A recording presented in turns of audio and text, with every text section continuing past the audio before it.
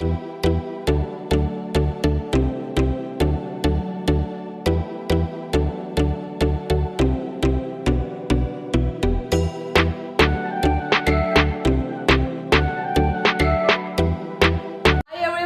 Is Shweta. मेरा नाम है इंदर और आप देख रहे हो श्वा व्लॉग में आपका स्वागत है।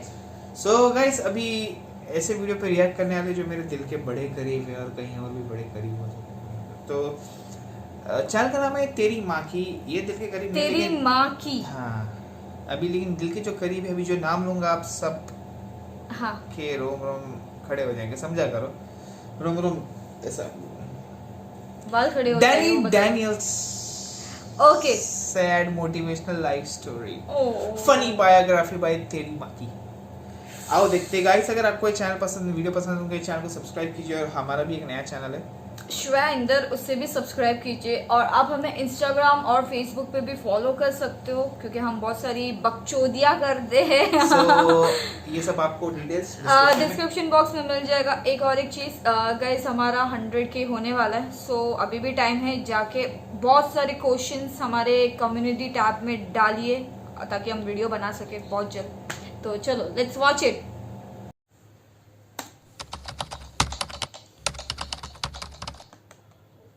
तो गाइस, आप सभी का और एक बार स्वागत है मेरे शो में। जैसा कि इस शो में मैं आपको बताता हूँ कुछ महान लोगों की जीवन कहानी। पिछली वाली वीडियो में बहुत लोगों ने कमेंट किया था कि डैनी डैनियल्स के ऊपर वीडियो बनाओ, उसकी स्टोरी बताओ।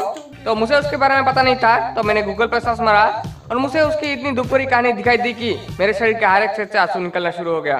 तो ये दुख भरी मोटिवेशनल स्टोरी मैं आप लोगों को आज बताने वाला हूँ। तो प्लीज हाथ में एक टिश्यू पेपर का बॉक्स लेके बैठ जाओ और देखो इस वीडियो को।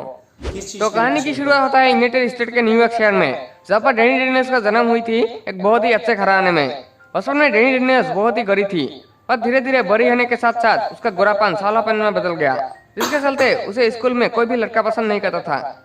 वो बहुत ही दुखी होने लगे। घरवालों ने उसकी स्किन की इलाज करने लगे, पर बहुत सालों के बाद भी कुछ बदलाव नहीं हुआ। वो काली की काली ही रही। पर एक दिन पारस के आंटी ने डैनी को मुंह में दही और मक्खन लगाने का सलाह दी और एक सीक्रेट टिप्स भी दी।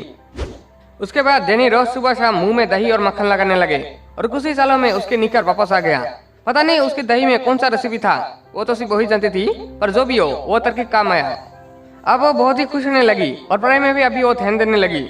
उसके दो बड़े बड़े सपने थे, एक तो वो एक्ट्रेस बनना चाहती थी और दूसरा वो पूरी दुनिया का सैर करके अलग अलग लोगों से मिलना चाहती थी और उनके हाथों का बना खाना चखना चाहती थी। डैनी को हमेशा से ही बड़ी बड़ी चीजों में ही इंटरेस्ट था, जैसे कि वो टेनिस बॉल से नहीं फुटबॉल से खेलती थी, काजू किशमिश नहीं गाजर मूला और केला खाती थी, बाथटब में नहीं गड्ढे में स्विमिंग पूल में नहाती थी। अभी उसकी खूबसूरती से स्कूल के सभी लड़के, दूसरे स्कूल के सभी लड़के, आस पड़ोस के सभी लड़के, सभी टीचर्स, यहाँ तक कि कैंटीन वाला भी उसके प्यार में पागल होने लगे। इसके चलते उसको स्कूल में भी पुलिस प्रोटेक्शन की जरूरत होने लगी और उसके बाद वो पुलिस भी उसके प्यार में कुत्ता बन गया। इतनी खूबसूरत हो गई डैनी डैनियल्स। धीरे धीरे डैनी भी उस पुलिस वाले से प्यार करने लगी।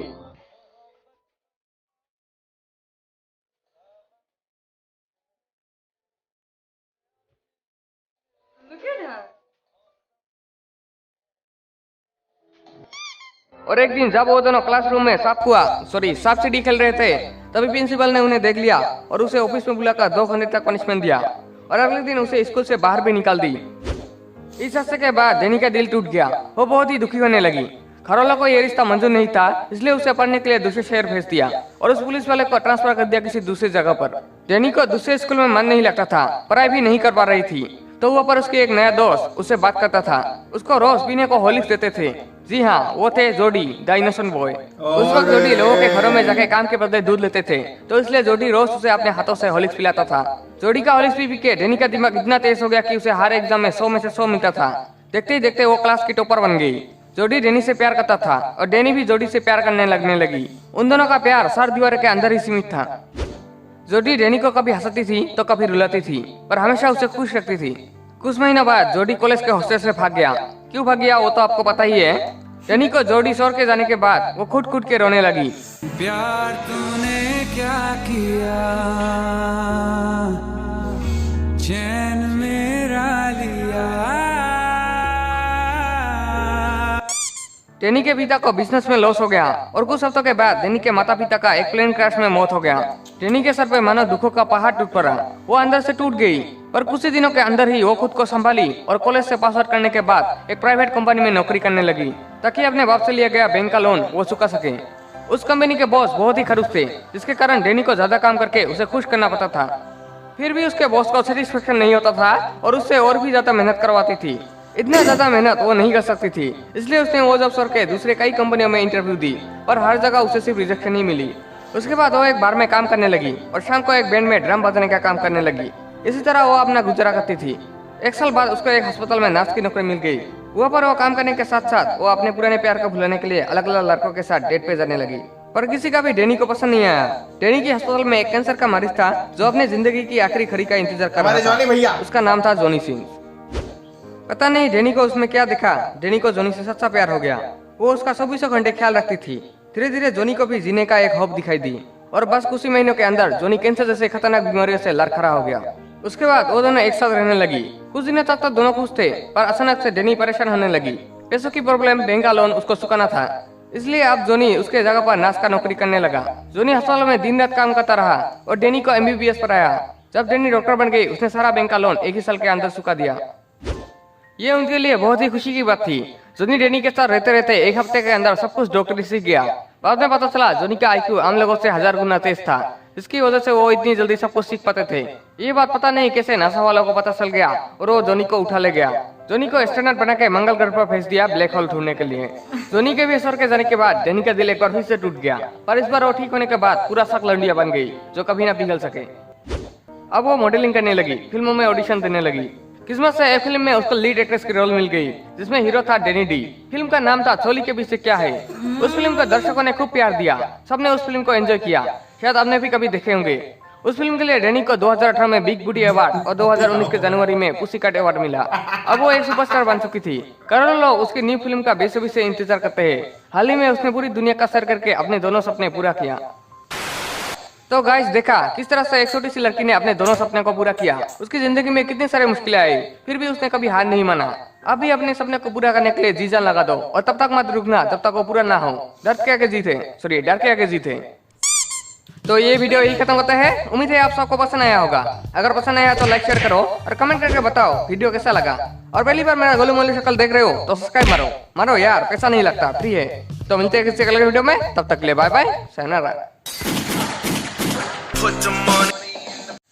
इतनी कठिन परिश्रम की कहानी, आंसू आ गए। वही तो मतलब आप देख रहे हो, बंदी ने चिल्ला चिल्ला के, चीख चीख के अपने सपने पूरे किए।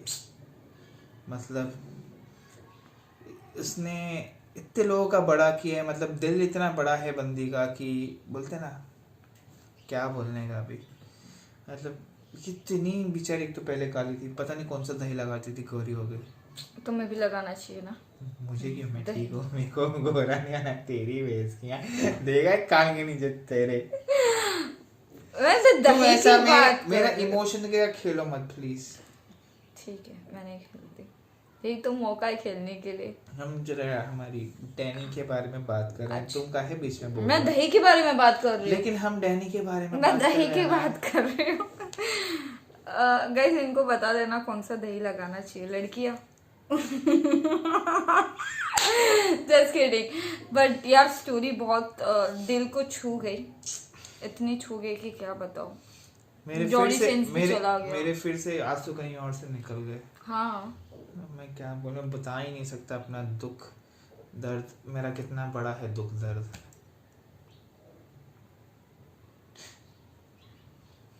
सो गाइस, आई होप आपको भी ये दुख भरी कहानी, चीखने चिल्लाने वाली, रोने वाली कहानी, जिसकी कहानी में तो प्यार था लेकिन हर टाइम चले जाता था।